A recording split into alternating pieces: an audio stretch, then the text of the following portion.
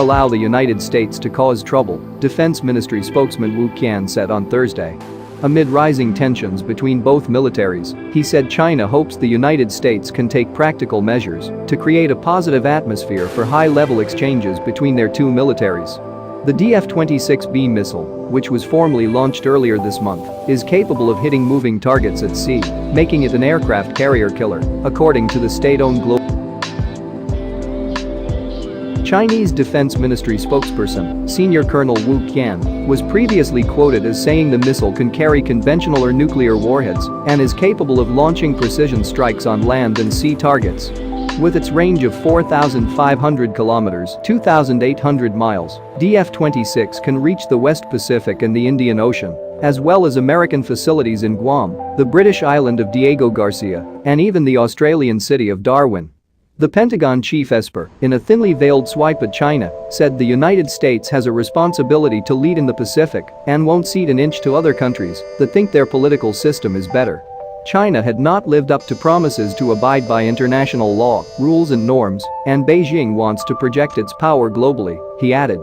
To advance the CCP's agenda, the People's Liberation Army continues to pursue an aggressive modernization plan to achieve a world-class military by the middle of the century, Esper said, referring to the ruling Chinese Communist Party.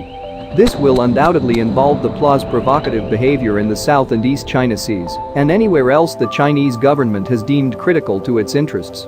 In July, 2 U.S. aircraft conducted freedom of navigation exercises and military drills with its allies in the South China Sea, prompting an angry response from Beijing.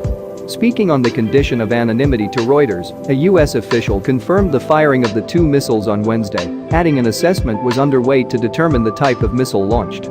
The Pentagon, meanwhile, confirmed the U-2 overflight, adding the activity in the Pacific region was within the accepted international rules and regulations governing aircraft flights.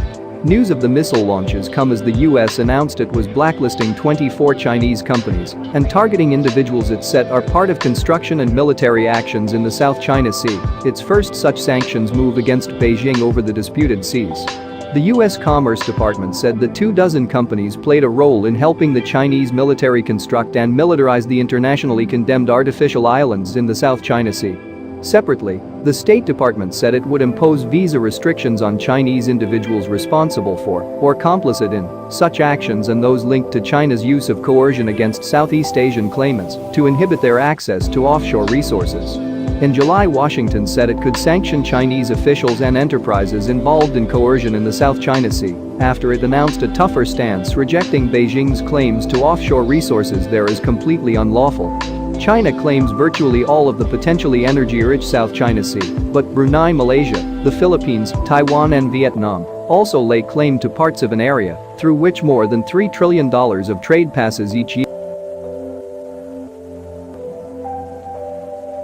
The U.S. accuses China of militarizing the South China Sea and trying to intimidate Asian neighbors who might want to exploit its extensive oil and gas reserves.